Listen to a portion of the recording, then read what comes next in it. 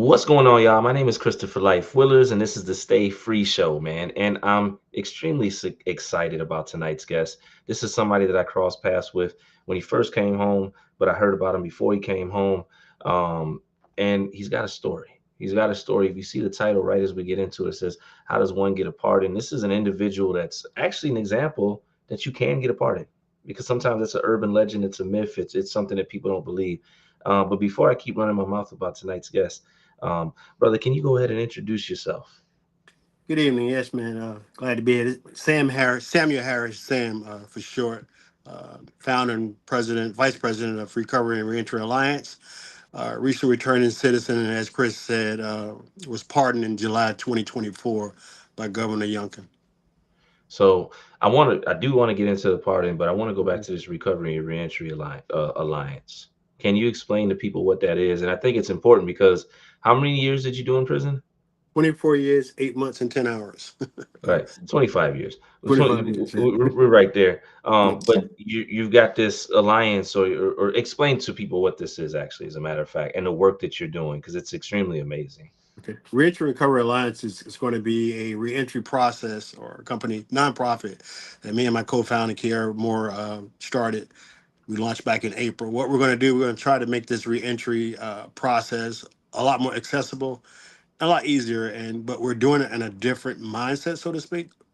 Because mainly I go back into the prison to get the guys ready to come out, to face the challenges, to tell them about the new things, and also within this, we're going to be helping housing and helping formerly incarcerated veterans.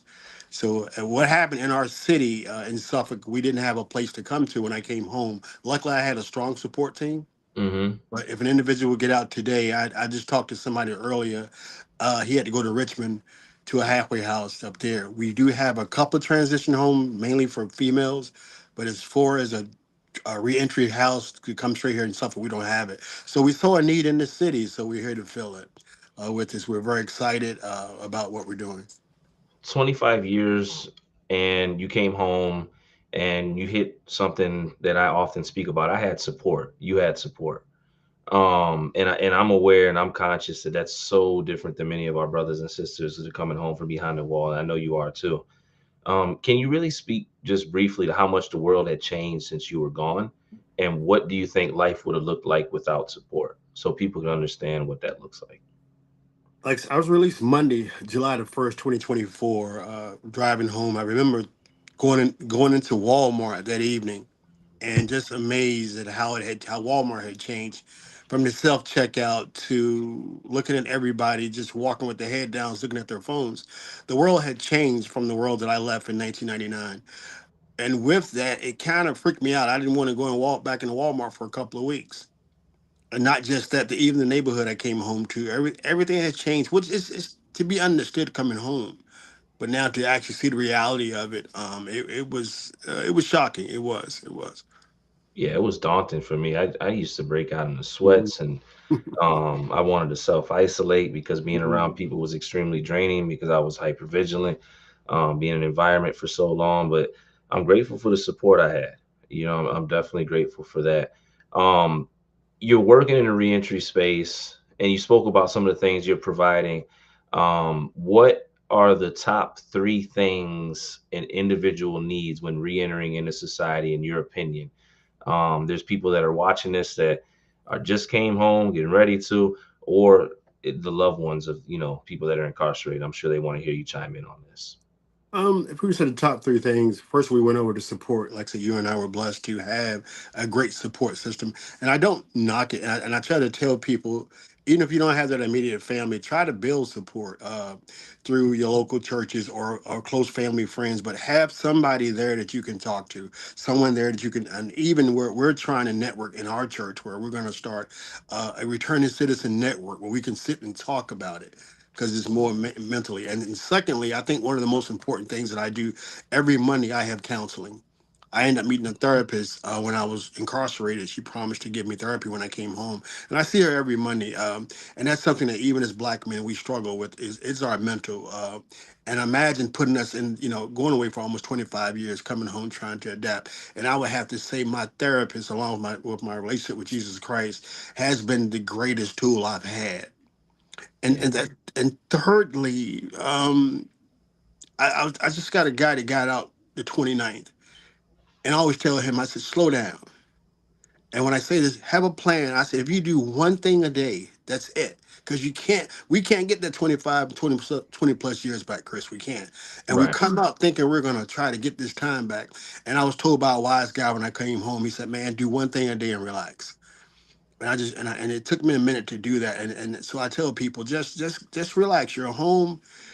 You're not going to get it back overnight. And it's going to be frustrating. Right. Again, just take like one step at a time.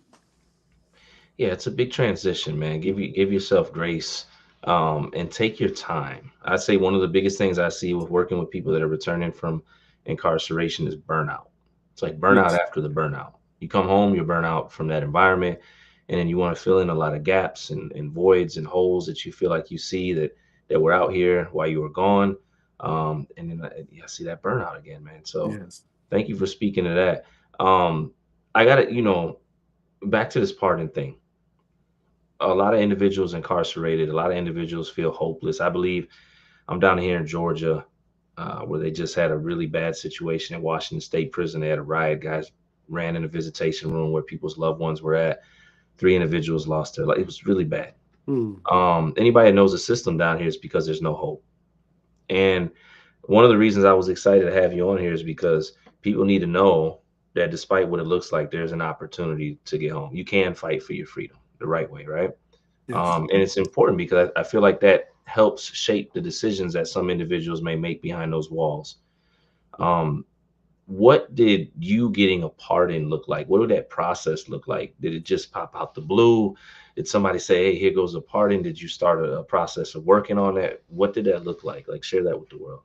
Well, I I remember being sentenced November the 9th in 2000. Thought I was going to be receiving 20 years, ended up being sentenced to 220 with 160 suspended. So now I get in the system in 2000. I see my update sheet that says May 2054. I got to make a decision. I had to make a decision then, Chris. Either I'm going to go home or I'm going to do this That's like this. it. So anyway, and that's when I said I had to start fighting. I started studying the law, start learning about plea bargains, and so this was like the early 2000s. Went through the habeas corpus and went through all the legal things, and didn't have no success with it. And in 2017, I was at Lawrenceville.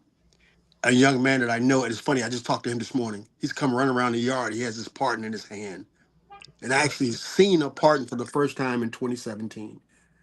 I've been down almost 17 years, and I was like, at that point, I got a copy of, it, and I still have that pardon now. Mhm. And my goal was if he can do it, I can do it too. Because Right. a lot of times, like I told people, to do all that time, charge free. I maintained employment, got an education. I was a model inmate. Now I'm going to do everything you can. So I got with my family. We hired an attorney.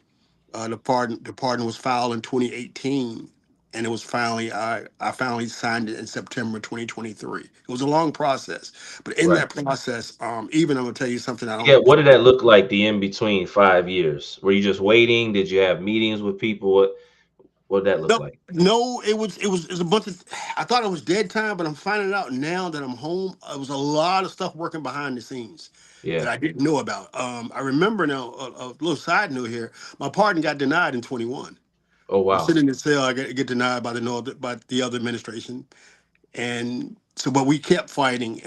But at that time they were having that PPE and unemployment loan stuff was going on. Yeah. Yeah. So and I remember getting a letter or something. So anyway, we kept fighting and we got in touch with some people.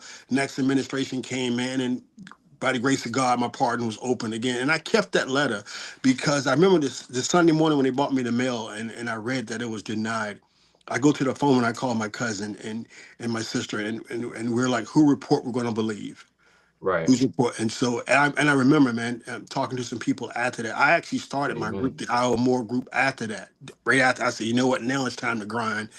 And that 2 years in between, Chris, out of my almost 25 years, was the most, I think, productive years. And I think I accomplished more of helping others during that time. And I look at it like, okay, maybe God put me in a position to take your eyes off yourself. Now do something for other people. Because what I had seen, I had witnessed too many overdoses. I wake up one morning, Right. another guy's going. I'm like, we got to start a group to stop this. So in Right. that time when I got that denial, I started IO More, and probably by the grace of God, in April we'll be celebrating 4 years. That group is still going, and I'm going. So I Yes, sir. saw the workings of it, but that I was just telling somebody on the phone earlier that pardon process is long. Yeah. I think it's needed though because it shows it helps you to do some self inventory, Right. to do some self check, to change some things. You know what I mean? And but it's tedious, bro. It was really tedious. It was. Well, everybody doesn't. Some people don't even attempt. I Yeah. think, and I think part of the thought process, as much as we don't acknowledge that, Mhm.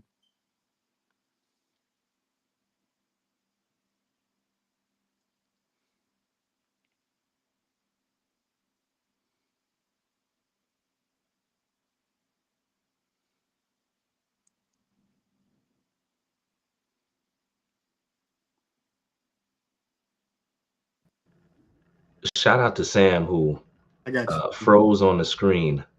I got I you. said, I wonder if he's going to keep going. I Yeah. said, no. But I think that's part of the thought process, man. That for some of the guys, right? And some guys say, no matter what, I'm gonna try to get home. And what I heard, you had a decision to make, Yes. and it was either suffer long or suffer a while. Yes. So valid, man. And thank you for being an advocate, but more important, I think, an example, because you take away excuses. I want to ask you this while we got some time on this conversation. In the middle of us, they can see a little portion of it. Let me see if I can back on out real quick. Mhm. um we got this thing up here, stop the violence. Can Wow. you Yeah. I was gonna get That Sam to. there is the let me back up a little bit. I wrote 1,804 letters before I left prison total. I used to label them. Mhm. And I remember writing Poolside Cooking in the TV show in Hampton Roads. Okay, when I get out, I meet her. We do some talking. We actually went back in and did a cook-off last year. She reached out to me about a month or so ago, and they were remaking this video, the self-destruction video, and she asked me, said, hey, can you think the guys be interested back inside? We got together, man, picked up 90 guys. We did it last Thursday, the 22nd. And Chris, the atmosphere in that yard and to see Gemma and her family and the crew from Poolside, I just Yeah. wrote it today as a day that guys felt like they weren't in prison again. So this Stop the Yeah. Violence, it was part of the remake of the self-destruction video that was actually premiered last night and it's going to be aired on Poolside Cooking this Sunday. That is amazing. I gotta shout out my brother. That I'm gonna definitely gotta play his little snippet, man. Jefferson Ellick, aka Poetic Life of Law, who we're trying to get home. He's been gone for 27 years. It's a blessing to see my brother, be able to exemplify some of his talent. I remember back in the day, I used to tell stories about how they was trying to sign him from the streets. He was one of them type of rappers in the system. But I want to ask you, in terms of all of these brothers, every single one of them that's wearing orange right there, what do they represent? Who are they specifically to the audience that may not know?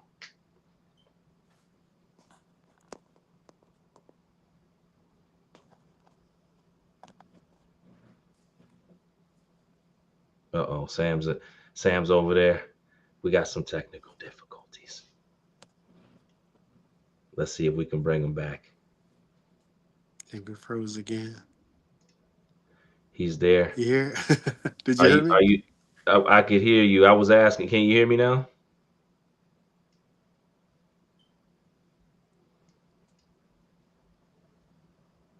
Hello. Oh man. So listen, this is live. We know that. For some reason, I'm not sure he can't hear us, but Sam's still up there. Um, he was one of the individuals that put this thing together, man. And the individuals that are in the background over there are people that are incarcerated. And he spoke about something that's so true, man. There's moments while you're on the inside they can be brief, but nonetheless they exist where you can feel like you're free, even while you're incarcerated. So I definitely wanted to shout Sam out, Poolside Cooking, everybody else that contributed in any way, to put this thing together, because this is amazing. This is amazing. They got the banner, Stop the Violence. And again, to people out there in society, this is a group of individuals that allegedly, supposedly wouldn't support a message like this, but they do. So it's always good, man. It's a blessing. Play a quick snippet, if you will, of this thing, man. Let's get into it real quick. This is my brother, Jeffersonelli right here, man. Poetic Life of Law. Self-destruction. Self-destruction. Straight from the book of life of hope. 50 years sentenced, the judge gave me a vote. Fan wanna slide, should've told him no. Now I'm 20 years in with 11 left to go. When we loyal to the street, it come with a price. Pay it with your freedom or pay it with your life. Value being free and treasure what you